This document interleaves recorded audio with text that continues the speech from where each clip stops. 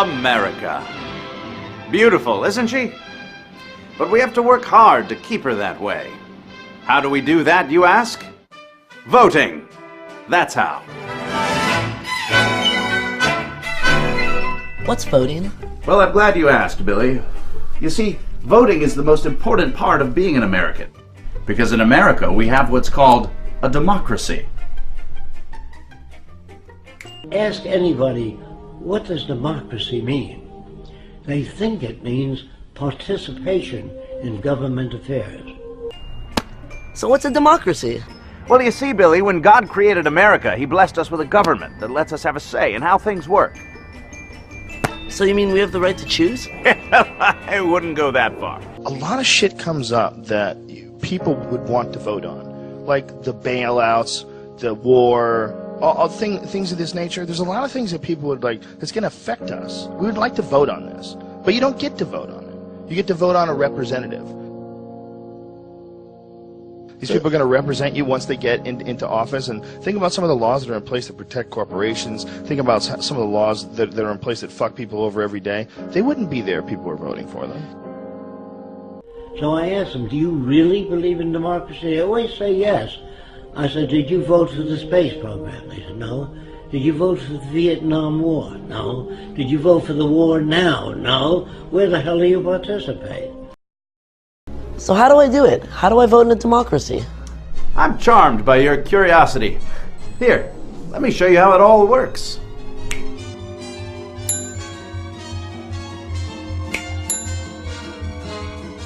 When it's time to vote, you head to your assigned voting stations and step into what's called a booth. Once you've decided who or what you'd like to vote for, you pull the magic lever and presto! You've just voted. Then, an elite group of mathematicians and other smart people eventually make up their own minds about who wins and who loses. What's that wizard doing there?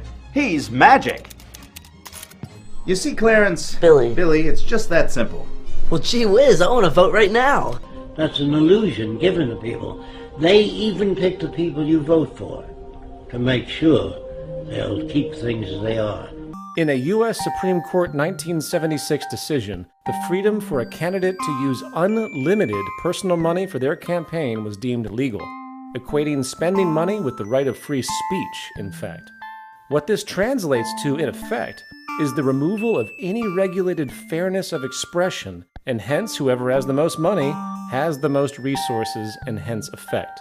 Let's also make sure that our corporations are given the legal right to promote our little puppets without limit. Luckily, in 2010, our pals again at the U.S. Supreme Court confirmed that the government may not restrict political spending by any corporation in candidate elections, as they are, once again, protected by the First Amendment. So now we can buy mad ad space to promote whoever we want as much as we want, drowning the opposition in the media. Politics was good 100 years ago. Today, politicians have no ability to solve any problems because they're not students of behavior, they're not students of agriculture, oceanography, they know nothing about the factors that operate the world. So they say things that people like to hear, and that gets them elected. We rev up our engines in your car and on your ballot. The D is for drive forward. The R is for reverse.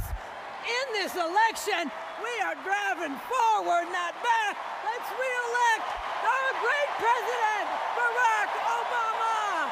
Now, those broad measures in place, it is still important to control the basic unfolding of the electoral process from start to finish. The best way to do this is to create a false duality, the illusion of competition between parties. We need a two-party system that constantly argues with each other in general, but still upholds the basic elitist policies we need to maintain our advantage. The beauty of this dominant two-party farce is that it not only gives the public the needed illusion of choice, it more importantly oppresses those upstart third parties. As we know, these annoying self-righteous third parties have been troublemakers from day one. The civil rights amendments, women's suffrage, broad worker rights, child labor laws, and other agitations for industry all came from these rising third parties historically, not from the dominant established group, us. So we need to be vigilant here. We need to get the public so used to this two-party dictatorship that they don't even mind if the two parties are given direct control over most of the electoral process itself. They need to have the power of organizing the rules of electoral redistricting, the primaries, the caucuses and debates, and of course we, the ruling class, will moderate their actions through lobbying, campaign contributions, exactly what the free market promises, the freedom to manipulate everything. So meet our friends, the Commission on Presidential Debates, or CPD. In 1988, the Democratic and Republican parties, or the Demo-publicans as I like to call them, established the Commission on Presidential Debates. Posing as a nonpartisan institution, the CPD successfully took control of the most influential election event, the presidential debates. The CPD, which is a private corporation co-chaired by the former heads of the Republican and Democratic parties, decide through secret contracts who is going to participate in the debates and what is going to be talked about. So those pesky third parties, along with controversial ideas, can only come into play if the Demo-publicans decide they can. I mean, really, can you imagine what would happen if those annoying social upstarts actually were able to go up against the trite, miserable logic and narrow subject matter typical of our rigged debates? We all have this desire to have someone lead us. We all have this feeling where we need someone who's smarter and wiser, who represents us. The problem is really dumb people, they get a say in everything too. And they're subject to a lot of tricks. They're subject to nationalism. They're subject to these kind of ridiculous rah, rah, rah America speeches that don't say jack shit. They say nothing. It's all just this cheerleading fucking event. The change we need doesn't come from Washington. Change comes to Washington. I want to change the tone of Washington. I will lead our nation toward a culture that values life. A culture of life. When a school district receives federal funds to teach poor children, we expect them to learn. We need to shake up failed school bureaucracies with competition. We believe in low taxes. So we will reduce tax rates. I'll ask Democrats and independents to serve with me. I work with Republicans and Democrats to get things done. And I won't care who gets the credit. I don't deserve all the credit. Let's try sharing it. I'm grateful for Senator John McCain, to the President of the United States. And they're subject to it. They can't help it. They're dumb. They don't know they're being bullshitted. They grew up around dumb people. They go to work with dumb people. There's no one in their family that's interesting or asks any questions at all. And they just get sucked right into it, man. We're going to have to step back and look at it all in a different way. And I don't think you're going to get that from just voting for president and dealing with all this nonsense that we have right now with the two-party system. We're spinning our wheels. We're not getting any traction. This is all nonsense. It's the same nonsense with Obama that we dealt with Bush. Special interest groups controlling what people say and do and what direction the country goes in and save us from the bad guys. Just shut the fuck up, man. It's the same nonsense. Now, scientists, on the other hand, are not concerned with public approval. What they do, even if everybody on Earth believed the Earth was flat, they would say, you're wrong, this is the evidence we have to support the fact that the Earth is round. But they don't say, it's a little round, a little flat. That's politicians. So they put them out there for you to vote for it. If we lived in a democracy, there'd be 5,000 political parties, different points of view. In a true democracy, you would have that. All points of view expressed on television and radio. It's up to you to turn it off. My name is Jock Fresco. I'm project director of the Venus Project in Venus, Florida. The Venus Project maintains if you don't want war, if you don't want poverty, hunger, unemployment, territorial disputes, and all the other problems that go with society, you have to declare the Earth as the common heritage of all the world's people. If you fail to do that, you'll have problems to the amount of events you don't want to change. If we don't change, we'll have the same problems over and over again.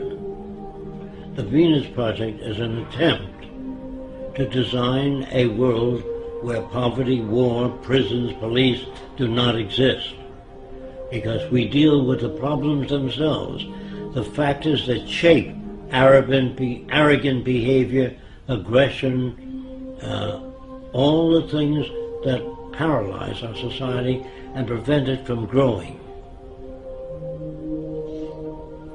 Now, there's one thing you might have noticed I don't complain about.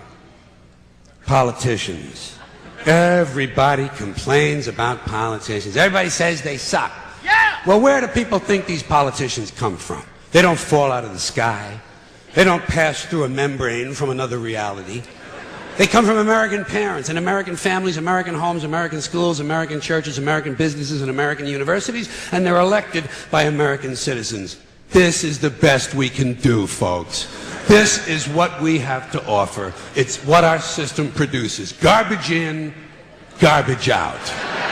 If you have selfish, ignorant citizens, you're going to get selfish, ignorant leaders. And term limits ain't going to do you any good. You're just going to wind up with a brand new bunch of selfish, ignorant Americans. So maybe it's not the politicians who suck.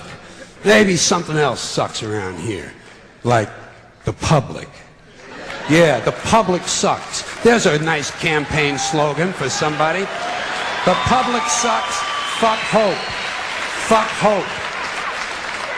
Because if it's really just the fault of these politicians, then where are all the other bright people of conscience? Where are all the bright, honest, intelligent Americans ready to step in and save the nation and lead the way? We don't have people like that in this country.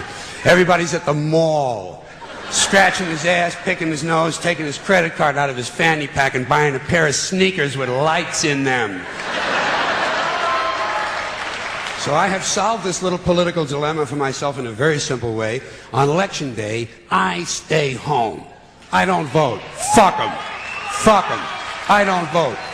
Two reasons I don't vote. First of all, it's meaningless. This country was bought and sold and paid for a long time ago. The shit they shuffle around every 4 years doesn't mean a fucking thing. And secondly, I don't vote because I believe if you vote, you have no right to complain. People like to twist that around, I know. They say, well, if you don't vote, you have no right to complain. But where's the logic in that?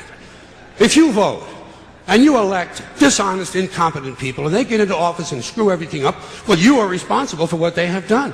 You caused the problem. You voted them in. You have no right to complain. I, on the other hand, who did not vote,